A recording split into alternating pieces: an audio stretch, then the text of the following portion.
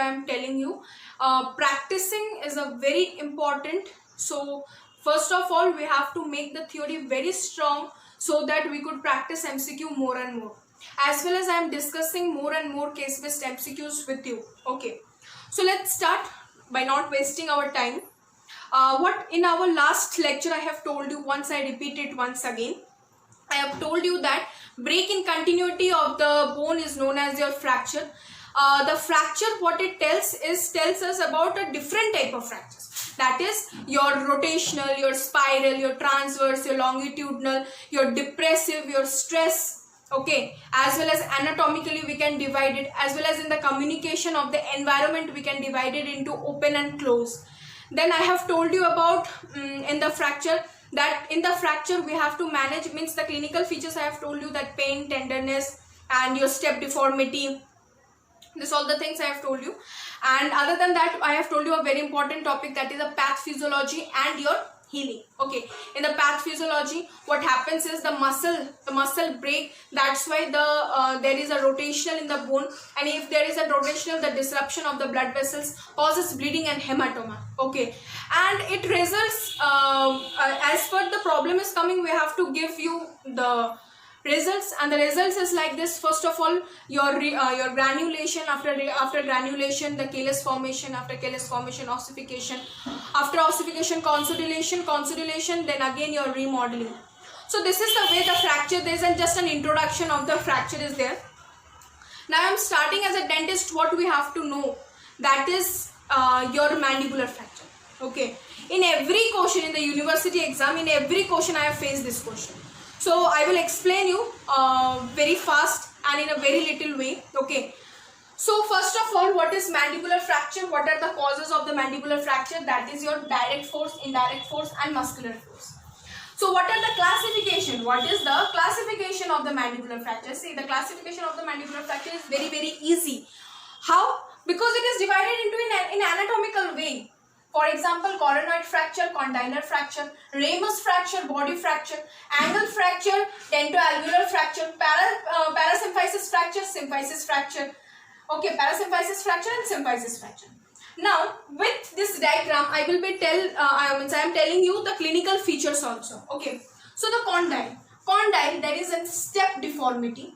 There is a step deformity, as well as there is an anterior protrusion. There is an anterior protrusion, pain, swelling. Okay, so these are the things. Then there is inflammation. There is inflammation. Other than that, in coronoid also the same. Other than this, there is an intraosseous bleeding is also present. The same over here, and as well as the intraosseous bleeding is also present. Then come to your ramus. In the ramus, they are the same, but mainly what we see is the step deformity. Mainly what we see is the step deformity. Okay. And in the dentoalveolar fracture, what we see is your lip bruises, lacerations and step deformity. In symphysis and parasymphysis fracture, we see the tenderness, sublingual hematoma and soft tissue injury. And in the body, there is a swelling, pain, tenderness, intraoral hemorrhage. Okay. So this are all the clinical features and the site of the injury in the mandible. Please go through it. If you want notes, please DM me. I am also giving a note explanation in my Insta. Now come to your investigation.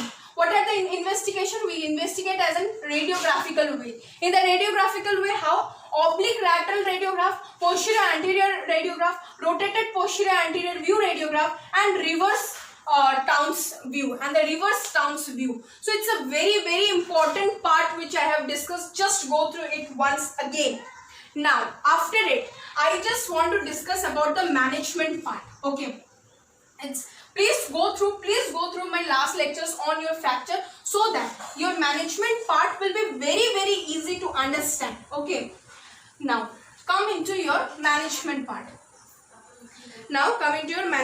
First of all, first management is like this. First we give a airway. As a dentist, the first ABC will be our airway. Okay, so first we in a management we give it a airway. Second, we control hemorrhage.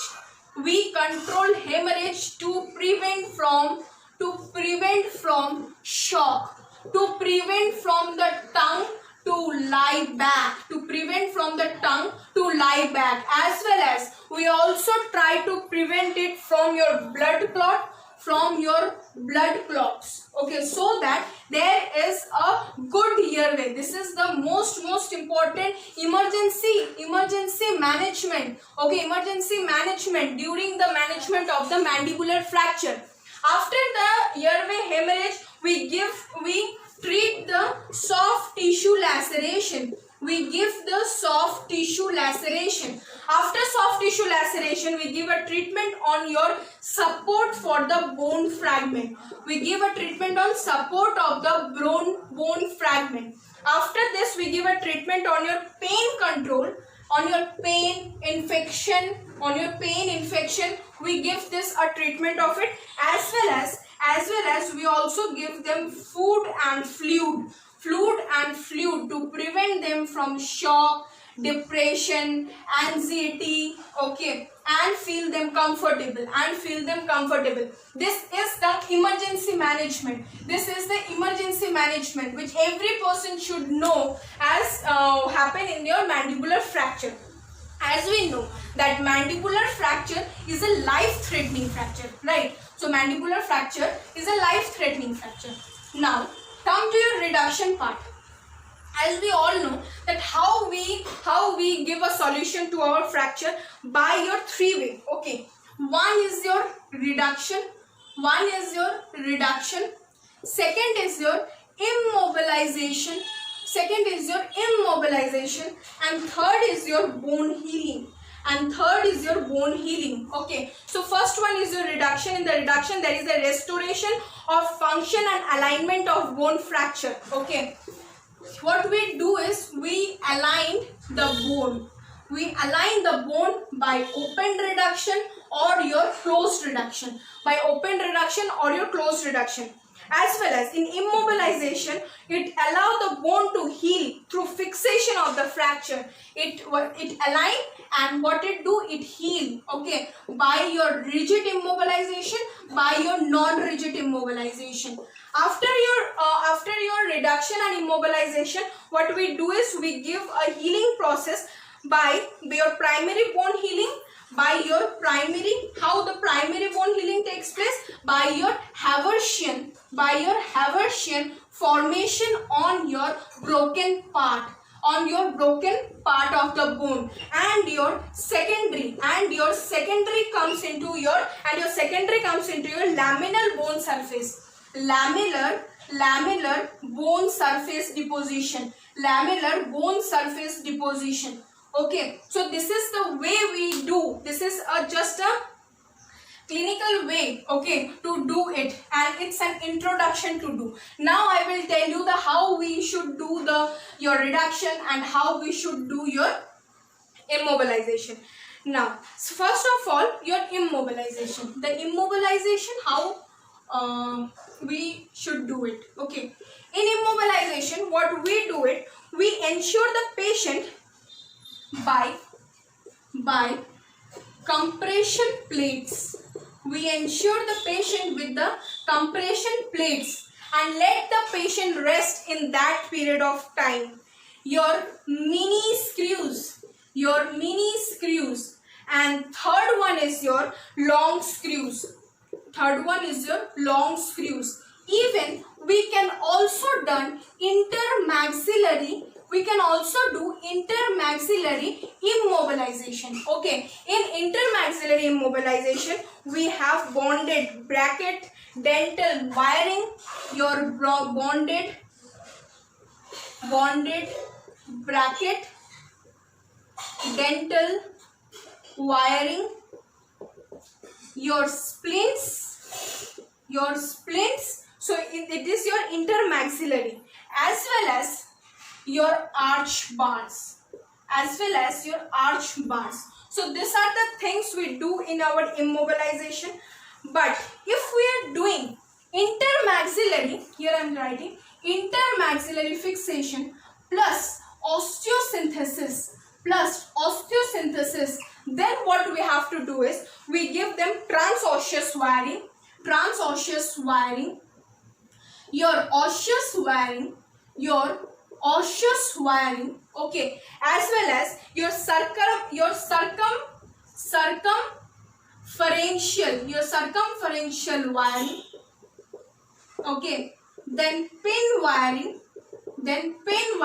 Here we have to do when there is your intermaxillary fixation as well as your osteosynthesis. Now come into your bone clamps and transfication. We also give your bone clamps.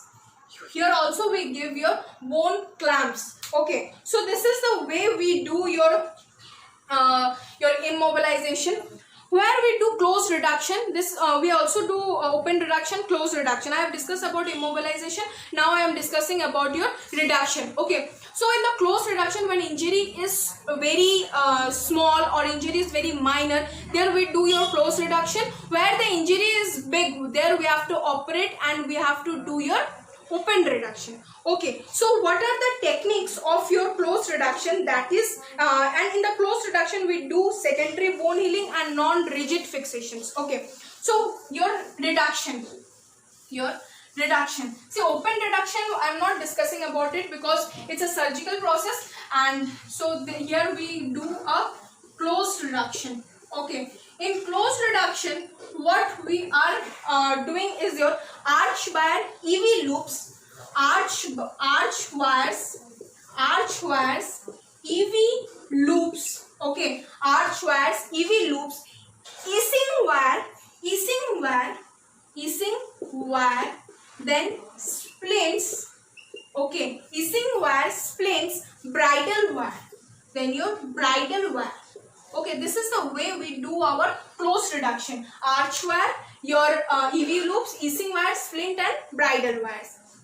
Now the question comes over here is what we do in children. We don't do anything actually. In children we just stabilize the part. Within 2 weeks it automatically started reforming just because of their vascularization. What we do in your old patient, they give them a denture cap splinting. We give them a denture cap splinting. Okay. Other than that, because of the decrease in your healing, we also give your indirect reduction. That is your pin fixation and bone clamps. So here I end up my mandibular fracture. Next I will be continuing with your zygomatic fracture. Thank you and stay updated.